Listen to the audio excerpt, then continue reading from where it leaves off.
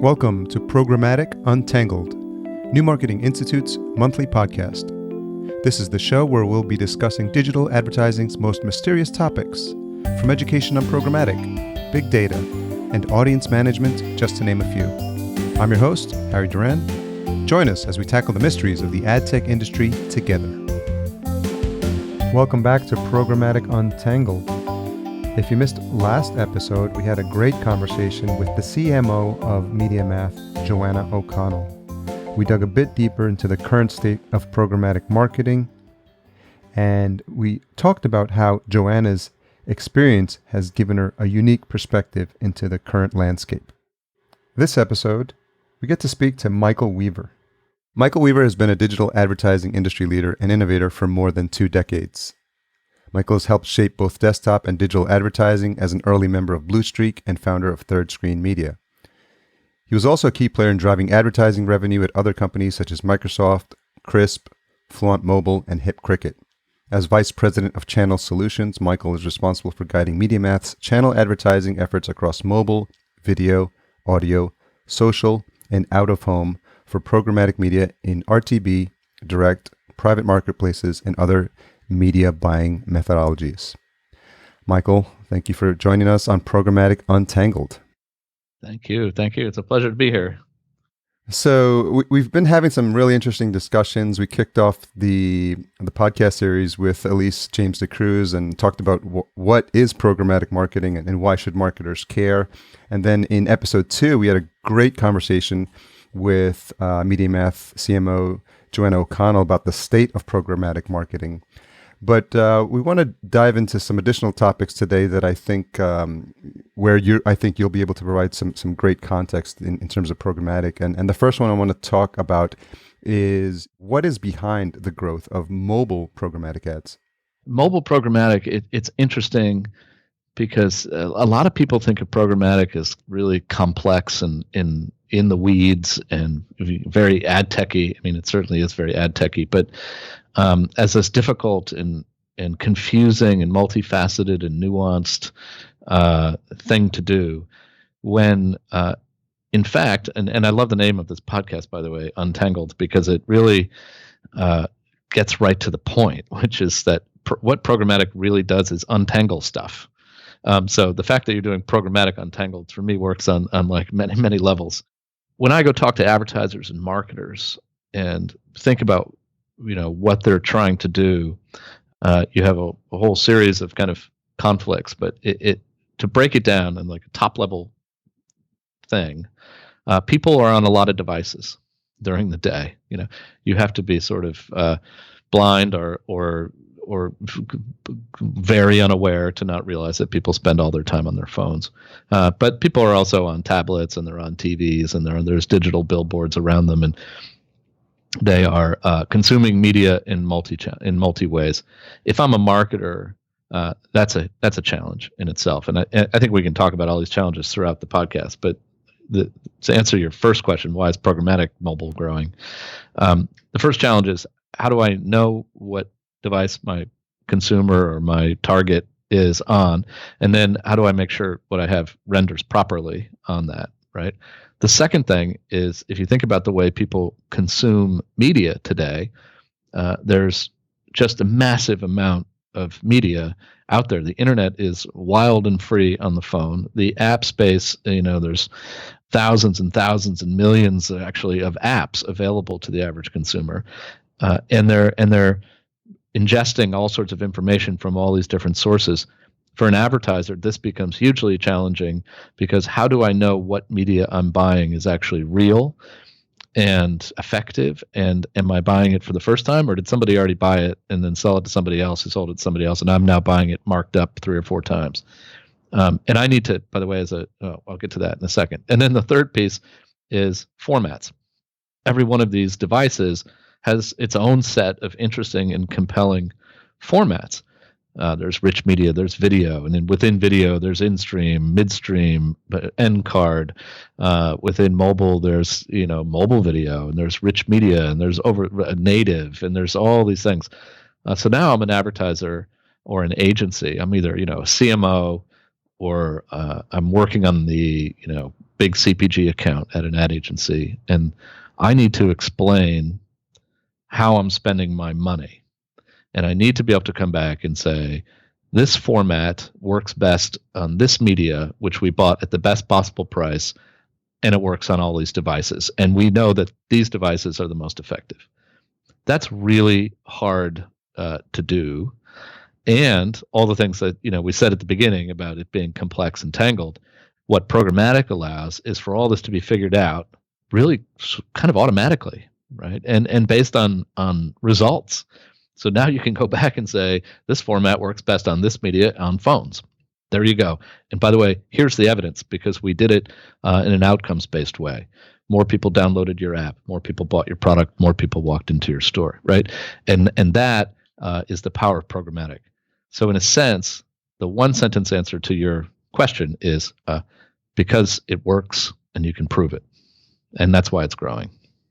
What's interesting is I feel like it's almost a bit of a catch-22 because there's so much technology being created. And I know mobile developers and mobile manufacturers, when they're creating and adding features to phones, I don't think that they're necessarily thinking of marketers and how they're going to use it. They just want to have the best experience for the end user. So it seems like you have to actually be in parallel with what they're doing, watching them, what they're doing, and not that you can stay one step ahead of them, but at the very least, if you're keeping pace with the features that they're adding, I imagine there's always that part of you or part of anyone in this space that's thinking about how is that feature or functionality going to be able to be used, and is it going to benefit what we're trying to do with our consumers? Sure. I mean, I think with any kind of emerging, and I hate to call mobile emerging, but in a sense it is, advertisers struggle with being able to scale new and interesting ideas. So for instance, and this is, by the way, exactly your point, is that there's so many cool and interesting things being developed all the time. If you work at an ad agency, that is both exciting and terrifying, because now you sit and all day long you take meetings with people who do like the most incredible things, like we can deliver holograms on wearables, and we can put advertising on the moon, and each time you're like, wow, that's incredible, I would love to do that, and then they tell you like, well, it only really works in one store in Hong Kong, and by the way, the person has to have this particular phone and it needs to be turned on, and and all the caveats start coming out. And so taking really cool technology and making it scale is a huge challenge for advertisers. Add to that the consistency of experience, right? So now I'm an advertiser. I've spent thousands and thousands of dollars, millions of dollars on brand and taking care of my brand and making sure that it's working, and all these things are happening. And now I'm not going to risk, someone getting a broken experience on a phone or a broken experience on a tablet. So again, it sort of goes back to scale, but it also goes back to just making sure it works, right? And you're being pitched by all these companies. Who's real? Who isn't real? What's going to break? What's going to, is my content, this is very timely in the news today, is my content going to show up next to hate speech? Is my content going to show up next to something terrible? And then the third piece is platforms, right? So when you're talking to, this is particularly relevant for the agencies in the room, the agencies want as little technology as possible from the outside, because every time they integrate another platform or they integrate another technology, what they're introducing effectively into their organization is risk and uncertainty and legal liability. And not to be forgotten, a whole bunch of complexity around billing and reconciliation. And if you have all this stuff and you look at new technology, if you're the guy trying to scale and spend the dollars, like the guy running the campaign day to day, new technology is frightening to you because it could throttle your ability to spend money. If you're the person who's in charge of the brand as an account manager, you're going to be really scared about the consistency of experience, because you've won this business on your ability to protect and build these brands. And if you're the person who's in charge of legal and technology at an agency and billing, you're going to be terrified of any new kind of technology. So all these things sort of suppress the growth of innovation. And so our job at my job, and certainly people here look at new technology and new technology ideas through the lens of, is this going to be able to scale? Am I going to be able to offer this to my advertisers and agencies in a way that is not going to destroy the experience and be truly omni-channel or truly at least functional? And then on the third piece, ever increasing our story about a one single platform to go to. Do you find that the conversations are happening earlier than they used to with the manufacturers and the people who are taking this technology and trying to implement it to have the best effective use for their clients? And do you see some of that happening, whereas in the past that they would just implement a feature and you'd have to try to figure out how best to use it? Yeah, I mean, there's all this sort of weird consolidation going on where you have telcos becoming media companies, and you have ad networks becoming, rich media companies, and vice versa, and app companies are all becoming data companies, and location companies are becoming ad companies, and so you have this confluence of things, and I think it speaks to exactly your point that.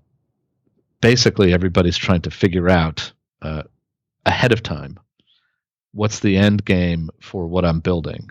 Whereas I think initially people were like, "Look, I can make my iPhone make a fart sound, and isn't that great? Like, done and done."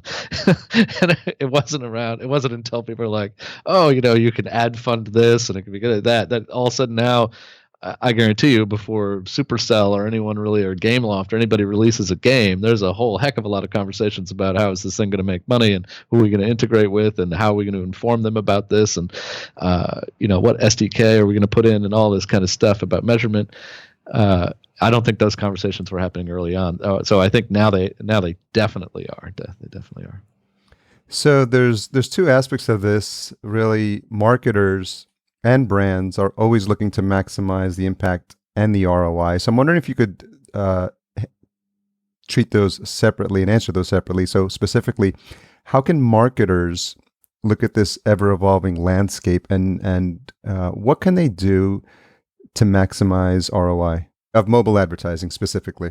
We divide the world. We don't really divide the world, but one could divide the world into advertisers who are looking for a kind of direct response and an action, and advertisers who are looking for a brand lift or some sort of impact. Right. On the direct side, mobile has always been really effective. Right. It's a fantastic tool. The trick is. I shouldn't even say the trick. The objective should always be to provide the maximum amount of utility to the user. It's very different than television, or like you're not going to put a TV ad in front of someone that says, "Okay, get up, stop watching the program you're watching, go to your refrigerator, like go get in your car, drive to the store, go purchase this thing, and then come back." But you know what? Your message on a phone can actually be that. Because the person could be mobile while they're watching whatever content they have or reading whatever content. It could be like, "Hey, get up and go do this right now." So providing that kind of utility is hugely important in the direct response space. And it kind of blends, branding and direct response in a way that no other channel does. But focusing on that utility is hugely important. And then what that naturally leads to is applying the right kind of data and targeting so you can do that, right? So if I can deliver something way more relevant, if I know where you are, as an example, where you've been, I know what kind of device you have. I know where you've been online, what kind of media you consume, what environment you consume it in. Are you primarily a mobile web person, or are you an app person? If you're an app person, are you an entertainment app person, or are you a news and information app person? Are you a sports person? Knowing all this data ahead of time, I can deliver you the type of message that's going to most likely get you, be most useful to you. And if I can be more useful to you, you will not view my ad as intrusive. You will not view my ad as irrelevant or in the way. You'll say, "Oh, I was looking to do that, and look at that. It knows right where I am, and wow, this is great. This is something my phone has has in some way predicted where I'm gonna do, and that's good in a non-creepy way." And that's a whole nother subject. But And then on the branding side, more and more video and more high impact advertising is being delivered via the mobile device. And, you look at the way media is being consumed now, I think it's like 60% of media is being consumed on a phone or a tablet. I mean, that's like a big thing. And to think that that's not effective and not an effective brand advertising channel is just simply to be missing the ability to do it. Right. And again, I think all that targeting and relevancy matters, but also in the branding space and the kind of high impact space, really it's thinking about creative formats and really pushing the envelope of the phone to doing things like augmented reality and doing things like video and 360-degree video and virtual reality. All of these things are just beginning on the phone. To date, the phone experience has been pretty terrible. It's been little tiny rectangles that nobody wants to read, but they're improving and some really innovative things are happening. And by the way, just like a final note on that, for advertisers to think, they make big, expensive TV commercials. They need to be keeping in mind when they make creative for these television commercials that people aren't watching them on a 60-inch, ultra high definition television. They're watching it on their iPhone, like while they're on a train. and if your creative is not speaking to that, then you're automatically just chopping off at least 50% of your viewership or the intended effect of what you're doing. That's such an important point to reiterate, because I think creating an experience that's tailored to the device is just going to have much more of an impact. I'm thinking of podcasting itself. Now, the latest stats show that about 80 to 85% of podcasts are consumed on mobile devices as well. And that really drives home what the messaging should be. And in a podcast, you have a call to action, and you don't want to be telling people to do 5 different things if they're commuting, if they're in the gym, if they're washing the dishes. And along those lines, people are likely consuming advertising on their mobile devices in that same context. So I'm wondering if you've seen people that are doing that effectively, brands that are doing that effectively, and keeping that in mind, that you have to really have the message specifically tailored to how people are using it and where they are. Advertisers, they think about how to have the biggest impact on who it is they're reaching in this very scattered world, and they're trying to put organization around people's behavior and understanding the relevance of what someone's doing, and oftentimes understanding that these people are doing more than one thing at a time. So we look at some of the fundamentals of this around location as an example. Right? What does it mean? I was just at Mobile World Congress, it took an hour to walk from one end of Mobile World Congress to the other. It's like CES. And I think if you stopped and talked to every vendor that was there, every technology company, handset manufacturer, car manufacturer, carrier, software company, they would all tell you that they're location-based companies. We specialize in location. I guarantee, look, the word location comes up in the mission statement of just about every company involved in mobile. So how do you define that? And what does it mean to an advertiser? For us, we divide location into 3 basic categories, which is where someone is right now, like hyper-local targeting and things like that. So I want to be able to send you a message based on exactly where you are in physical space in this very moment. You're walking by my store, you're walking by my competitor's store. And this is the old tired cliche of nobody wants to get a message while they're walking in front of Starbucks to sound, like interrupting what they're doing, telling them to come in. And so it's a very delicate thing. And it's about, hey, understanding the context of I'm on the mobile web or I'm in an app and there's a natural break in that app, and the ad that would display in that break is going to be informed by where you are. It's not sending you a text message. The next piece of location is really where someone has been.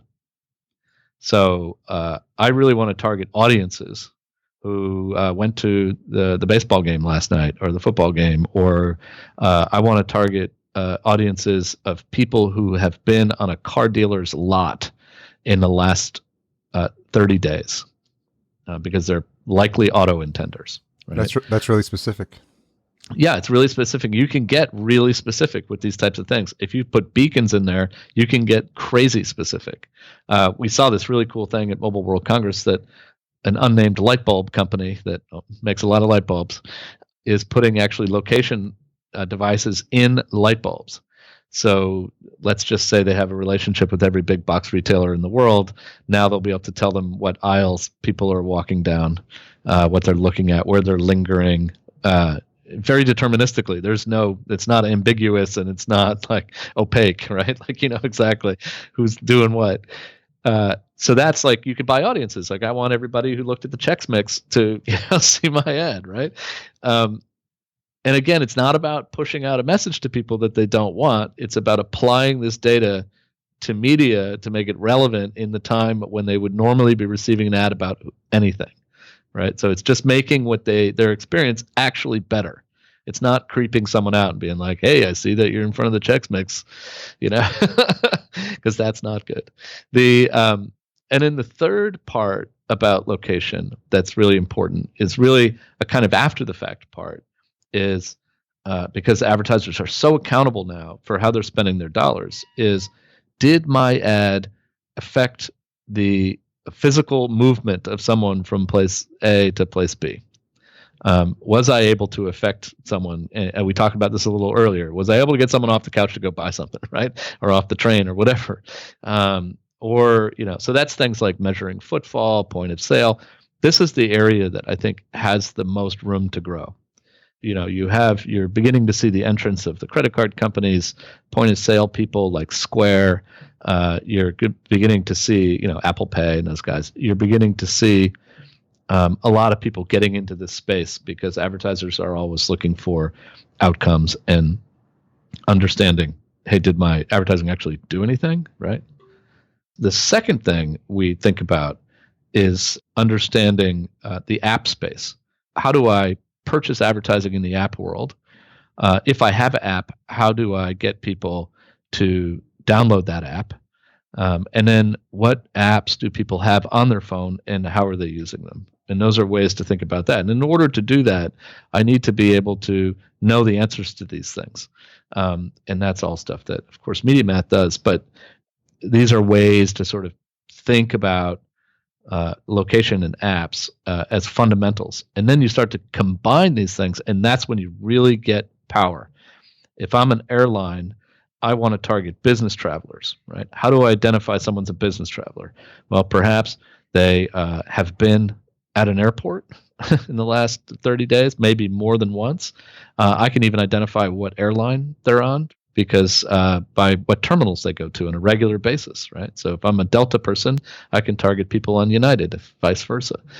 I can also target people by where they are they home or are they away, which very different messages. A lot of retailers actually sell certain products for people who are traveling in an abnormal fashion. There's a ski jacket company that sells more ski jackets to people who are on business trips than anybody else. They don't sell them in their home stores. Wow. So it's like an interesting thing. Like people go to a place, it's cold, they forgot a jacket, they go buy a jacket. And it's a very particular message that you want to send to that person. And then the third thing is like, well, I can really identify this as a business traveler because they might have the Delta app, the United app, Hertz Rent-A-Car, Avis, and Starwood Hotels all installed on their phone, and Concur, right? Or like a payment thing. Clearly, this person travels for business. Right? So now you know, hey, that's a person. I've identified the person. I know exactly where they are. I know their behavior, and I can reach them while they're doing something that is relevant to what I'm trying to send to them. That's to me, that's the way you maximize the impact of this type of advertising. Does that make sense? Makes a lot of sense, and it also raises a lot of interesting questions when you mentioned the light bulb company that's installing that functionality there.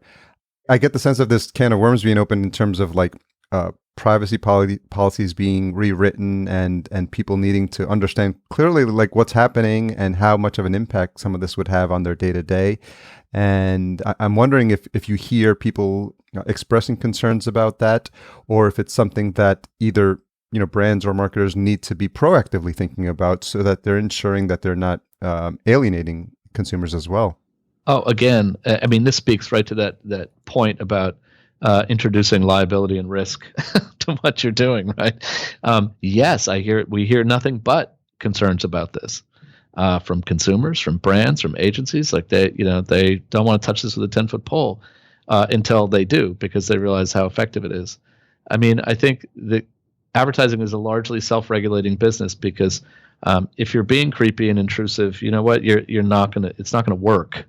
Like, people aren't going to be like, oh, that's totally creepy that Harry's Razors was reading all my emails. Let me go buy some Harry's Razors. Like, it doesn't work that way. So, you need to be able to very intelligently use this data in a very anonymous way, ensuring the privacy of the consumer, and even in the message, ensuring the privacy of the consumer. And this is where you get things like native advertising as being very successful, like advertising that's part of the content that's naturally fitting into what people are doing, and the messaging being accurate and full of utility. It's not annoying for me as a business traveler to get a message, while I'm, reading the sports update, that I could pay 50% less for my rent-a-car, or that I should download an app of a new rental car company, as an example, that I didn't know about, that's just launched. That's not annoying advertising. That's like highly relevant to me, right? It's better than getting an ad for tampons while I'm sitting at the airport, right? You know what I mean? Honestly, and without the type of targeting, that's where you are, right? Yeah, and I think to your point, companies that realize that they want to build this long-term relationship and a trusting relationship with the consumers, and if they're thinking proactively about that, I think that just sets in the mind of a consumer that plans to see that this is a company that's actually thinking about it, and if they're proactively answering the questions that you might already have in your head about what this experience is going to look like, then I think they're sort of setting you at ease about what the experience is going to look like. Yeah, and a lot of people approach technology, and this is where I think, I don't want to make this into a big commercial for MediaMath, but this is a lot of what programmatic does. It solves everything from an outcomes-based perspective. So you're not using technology to use it. And the cliche of mobile advertising is always that Starbucks example of, I don't want to get a message while I'm walking by Starbucks telling me to come in Starbucks. Well, of course not. Starbucks also wouldn't put a guy out with a megaphone standing in front of the store yelling at you to go into Starbucks. Like, why? It's not effective. It wouldn't work. Just because you can do something doesn't mean you should. But if a technology exists and you can apply it to improve an outcome, then you're improving the outcome.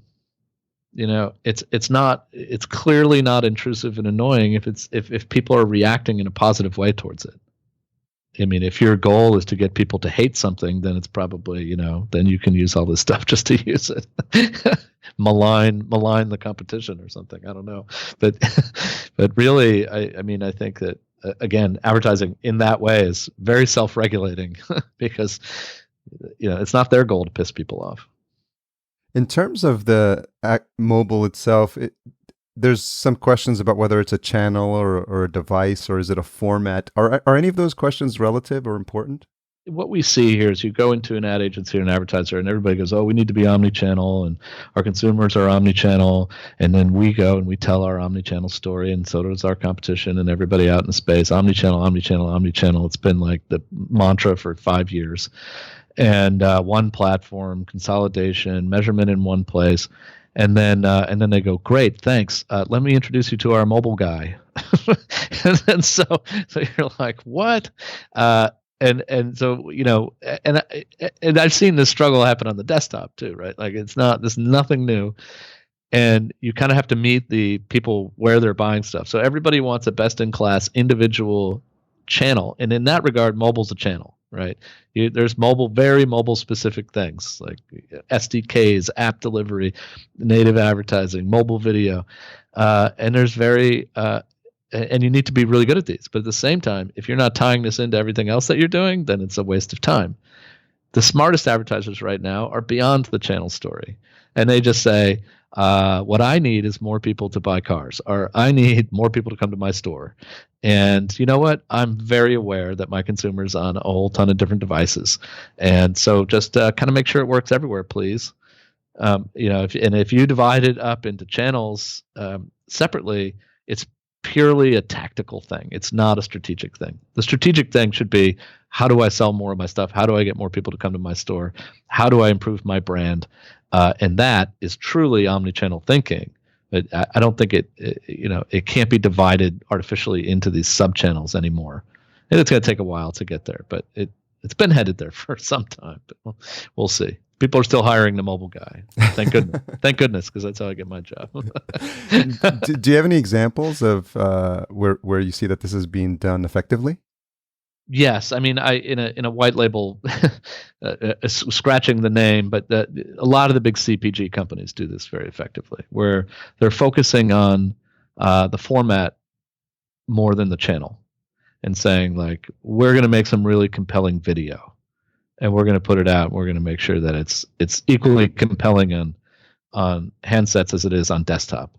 And we're going to have a dynamic way of delivering this video to understand where someone is and what they're doing. So if someone's on a phone and they're near a place that's selling our CPG product, the end card will compel them to go in and take action.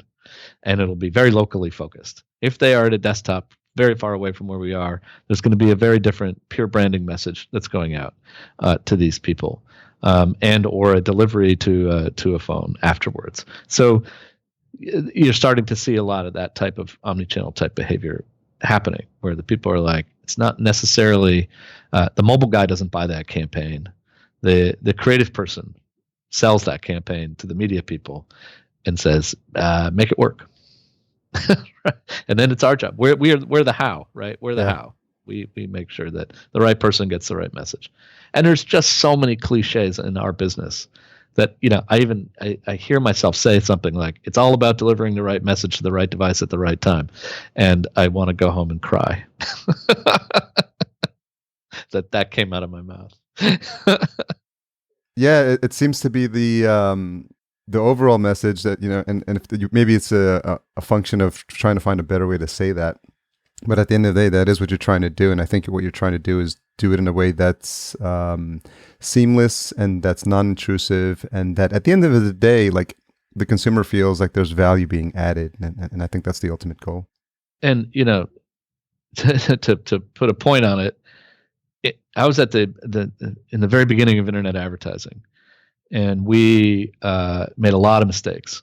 And we came out to advertisers, just regular TV and print advertisers, and said, there's this amazing new channel, the internet, and it's totally cool. You're going to put these ads in front of people, and they're interactive. Like, people sit forward and they do stuff, and they're going to buy things, and they're going to, like, it's going to be crazy, and you're going to be able to measure everything like you've never been able to measure anything before. It's just phenomenal.